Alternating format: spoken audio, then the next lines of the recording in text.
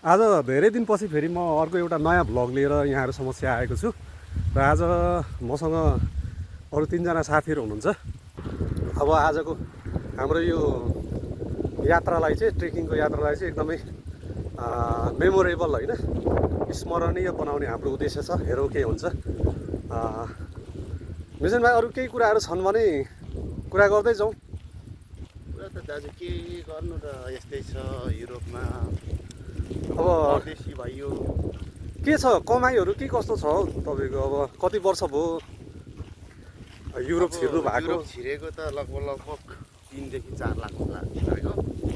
4 वर्ष है? कति लामो। त्यसको अनुभवमा थुप्रै दुःख सुखहरू भोग्यो भनौँ न। त्यसको अनुभवहरू भोग्यो र अझै भोग्नै छ। अब 2 वर्षसम्म गर्नै छ। अब युरोप भन्छ मान्छे ठिकै छ र पनि अब यसो आफूलाई नै होइन अब मनहरूलाई अलिकति कन्ट्रोल गरेर बस्न सके, कामहरू गर्न सके हजुर राम्रै हुन्छ भनौँ न। 4 वर्ष भयो है। अब कमाइहरू कस्तो छ? कमाइको हिसाबले जस्तो हाम्रो साथीहरू पनि युरोप आउन चाहनुहुने साथीहरूलाई तपाईँ के भन्नुहुन्छ? युरोप आउँदा राम्रो कि नराम्रो कि? अब कस्तो युरोप आउँदाखेरि अब युरोप आउनु राम्रै हो। अब सकभर अब कमाइको हिसाबमा त्यत्रो के बोकेर नआउनु, आशा बोकेर नआउनु होला। हजुर हजुर सामान्य महिनामा अब 1 देखि 1.5 लाखसम्म हजुर अब सिजनमा हुन्छ। अब अहिले बेसिजन भनेको हल्का फुल्का हजुर हजुर अहिले हुन्छ नि। अब त्यो त अब प्राय अब यहाँ आउने युरोप आउनेहरूलाई यो कुरा त अब भनिराख्नु पर्दैन। हजुर हजुर र पनि आउँदै गर्ने साथीहरूलाई पनि के छ भने आउँदा चाहिँ हुन्छ तर अलिक राम्रो एजेन्सीबाट, राम्रो मेन पावरबाट होइन? राम्रो मेन पावरबाट हजुर आउनु होला। अलि अब धेरै लुट्ने भइरहेछ अहिले। धेरै ठगी धन्दा भइरहेछ युरोपको नाममा होइन? मेन पावरहरूले हजुर हजुर युरोपहरूमा कसै ठाउँ रोमानिया, ग्रिस, इटाली, स्पेन हजुर हजुर होइन हजुर जस्ता ठाउँहरूमा तपाईँको अब 10 लाख, 9 लाख, 12 लाख, 16, 17 लाखसम्म लिन्छ भन्ने कुरो सुन्यो। हजुर राम्रो बुझेर आउँदा राम्रो म चाहिँ भन्छु। अब हाम्रो ट्रेकिङ लगभग सुरु भएको छ। हामी हाइवे छोडेर चाहिँ अगाडि बढिरहेका छौँ। हाम्रो मिसन भाइ अगाडि उहाँले लिड गर्दै हुनुहुन्छ होइन? अब हामी यहाँ बाटो कता छ के छ केही थाहा छैन है। हामी यत्तिकै हिँड्दैछौँ होइन मिसन भाइ? अब कता पुग्छौँ होइन? थाहा छैन। We don't have any idea होइन? कता छ बाटो के छ कसो छ केही थाहा छैन। रै पनि हामी अब चढ्न सुरु गऱ्यौँ अगाडि। अब हामी कहाँ पुग्छौँ हेरौँ। यो बाटो हुँदै हुँदै कहाँ पुग्छौँ थाहा छैन, किनकि पहिलोचोटि हामी यो बाटो हिँड्दैछौँ कि पुरै सल्लाहघारी आयो अगाडि। सल्लाहघारी ट्रेकिङ यस्तै यस्तै छ। हामी डाँडा चढ्दैछौँ। यहाँ बाटै छैन। यहाँ सिधै हामी उकालो चढ्दैछौँ यतिखेर। लडिन्छ कि क्या हो? त्यतिखेर सहने केही छैन। हाम्रो मिसन भाइ परै पुग्नुभयो। हाम्रो यता रवि अधिकारी भाइ आउँदै हुनुहुन्छ है। चढ्दै हुनुहुन्छ। ल आउनुहोस् आउनुहोस् भाइ। कस्तो छ? रमाइलो छ? झन्डै मै पो लड्यो।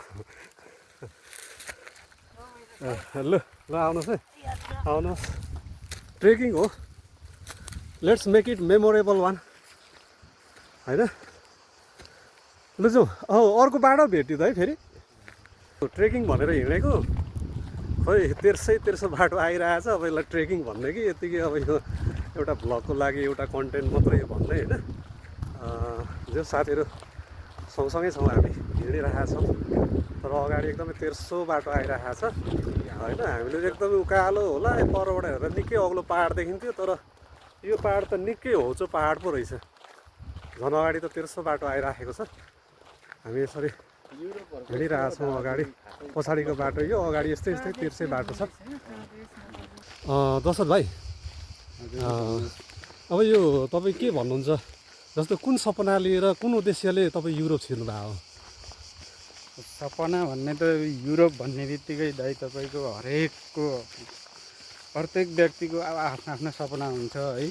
हजुर हजुर र अब त्यो सपना युरोप आइरहे पुरा गरिँदैन त्यो आफ्नो ठाउँमा छ। हजुर हजुर त्यो गर्दै जाँदा सङ्घर्ष गर्दै जाँदा त्यो हुने कुरो हो। हजुर हजुर तर म चाहिँ युरोप आउने साथीभाइलाई चाहिँ के भन्छु भने हजुर तपाईँको बढीमा बढी भनेको तपाईँको 6 देखि 7 लाखसम्ममा यदि ट्राभल एजेन्सीहरूले राम्रो ठाउँमा हजुर हजुर कम्पनीमा राम्रो कम्पनीमा यदि पठाउँछ भने ट्राई गर्नु होला, आउनु होला।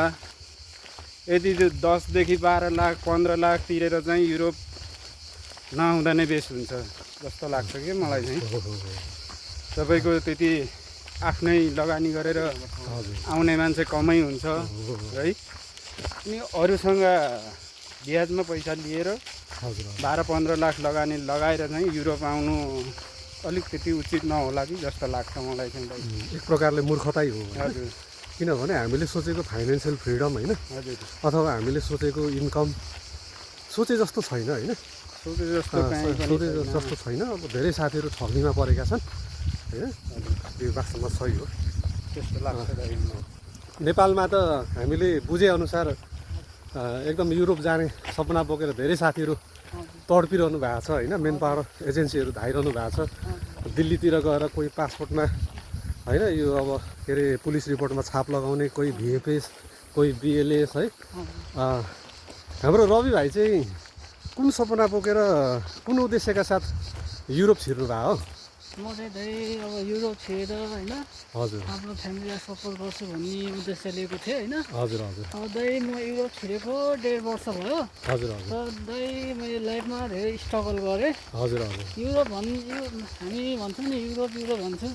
युरोपभन्दा दाइ हामी नेपालमा के बिजनेस गऱ्यो भने हजुर त्यसले जित्छ जस्तो लाग्छ क्या मलाई चाहिँ। हामी नेपालदेखि 15 लाख 20 लाख खर्च गरेर आउँछौँ नि, हजुर त्यो मैले फाइदा देखेन क्या दाइ। युरोपमा भनेको धेरै स्ट्रगल गर्नुपर्छ। जो मान्छेले स्ट्रगल गर्न सक्छ त्यो मान्छे आउँदा हुन्छ। हजुर जो मान्छेले स्ट्रगल गर्न सक्दैन भन्ने सोच हुन्छ त्यो मान्छे नआउँदा पनि हुन्छ। त्यही 5-6 लाख हो भने आउँदा हुन्छ। त्यो 15-20 लाख तिरेर अब कोही त अब हामी ब्याज लिएर आउनुपर्छ, ब्याजमा फसिन्छ डुबिन्छ। त्यो म चाहिँ के उपाय दिन्छु भने त्योभन्दा राम्रो नेपालमै केही बिजनेस होइन आफ्नो यो गर्दा अलिक राम्रो हुन्छ जस्तो लाग्छ है मलाई चाहिँ। मलाई चाहिँ अहिले चाहिँ कस्तो लाग्छ भने पहिला अब नआउनु आइहाल्यो, हजुर आइसकेपछि अब अलिकति त्यही नै गरेर जाउँ सपनाहरू आफ्नो होइन। जति सपनाहरू लिएर आएका थिए त्यो सपनाहरू चाहिँ पुरा गरेर जाउँ भने अब छैन भएको। अब जति पनि अब आउँदाखेरि 15-16देखि लिएर 17-18 लाखसम्म खर्च भएको थियो। ऋणहरू अब तिर्नु लगभग 2 वर्ष जस्तो लाग्छ नै लाग्छ है। 2-2.5 जस्तो लाग्छ। अब युरोपको ठाउँमा भने जस्तो काम पाउँदैन होइन। काममा पहिलाचोटि आएर त्यति खट्न सकिँदैन। अब त्यो भएको हिसाबले के हुन्छ भने 2-2.5 वर्ष त लाग्छ ऋण सिन तिर्नु। कि त उसकै ठाउँ पाउनु पऱ्यो, राम्रो कम्पनी पाउनु पऱ्यो होइन। कम्पनीले बेलामा कार्ड बनाइदिनु पऱ्यो, बनाइदिएन भने त्यहाँ पनि समस्या हुन्छ। अब कतिपय ठाउँमा अब काम चल्ने सिजन चल्ने कहिले सिजन चल्ने हुन्छ नि त दाजु। हो त्यसमा पनि समस्या भइदिन्छ। यो कार्डको कुरा गर्नुभयो नि मिसन भाइ।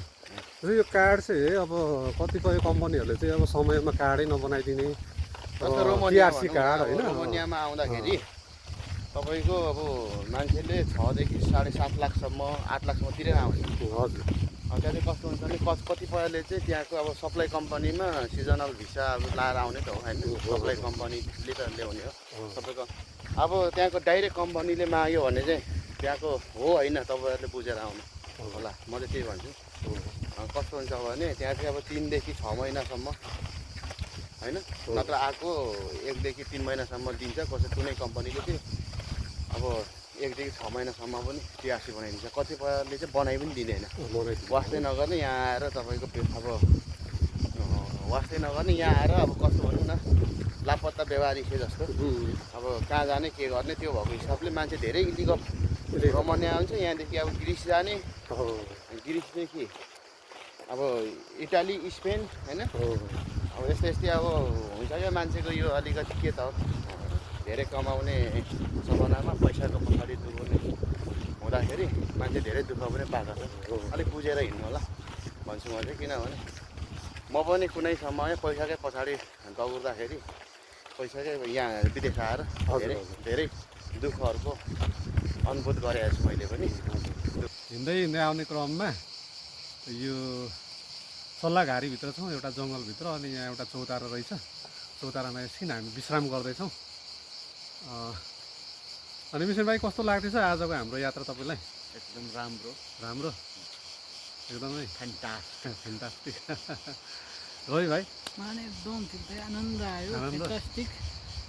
आज हिँड्नु मात्रै कि यसो नाच्नु गाउनु पनि हो। अब त्यही अब एसीमा नाच्नु गाउनु पर्छ। नाच्नु गाउनको लागि त दशरथ दाइलाई नचाउनु। दशरथ दाइले नचाउनुपर्छ, दशरथ दाइले खतरा नाच्नुहुन्छ। पहिले नेपालमा पनि दशरथ दाइले नाच्नु भएको रहेछ है। दशरथ दाइको डान्स हेर्न हामी धेरै इच्छुक छौँ होइन, इच्छुक छौँ। इच्छुक छौँ।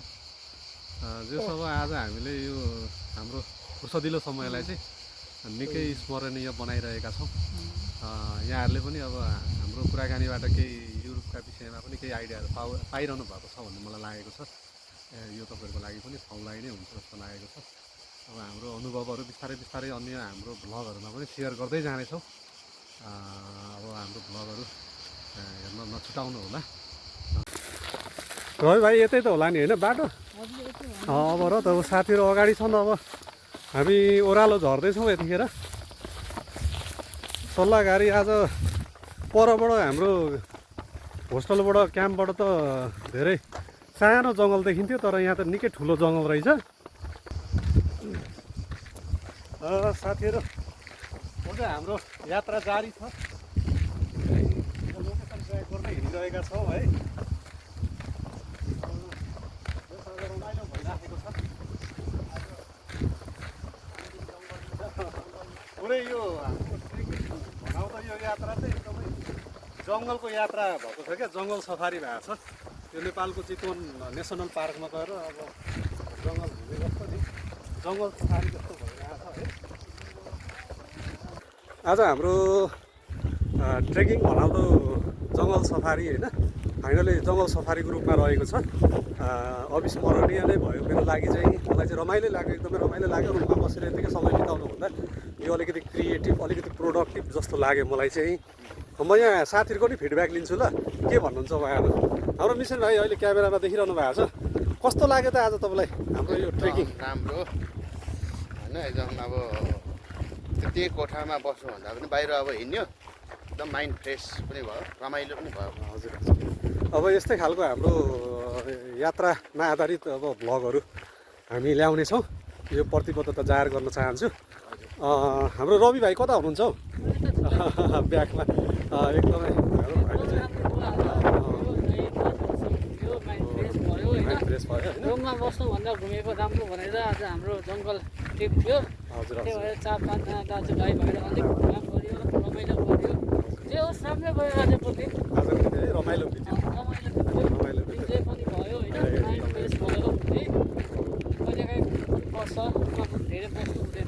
यो स्वास्थ्यको लागि पनि राम्रो स्वास्थ्यको लागि एकदम राम्रो हो। हाम्रो दशरथ भाइको पनि सुनौँ न केही कुराहरू। मलाई त एकदम बेस्ट दाइ, दामी लाग्यो है एकदम फेरि फेरि। अब हाम्रो रिक्वेस्ट हामीले गऱ्यो भने तपाईँ आउनुहुन्छ र हामी सबै एकदम एकदम यो होइन अन्त ठाउँ जाने हो। अन्त ठाउँ अझ व्यवस्थित रूपमा होइन, यसो ड्राई पिकनिकको रूपमा होइन, यसो खाजा भुजा लिएर होइन, चिसो चिसो लिएर अब हामी हिँड्छौँ।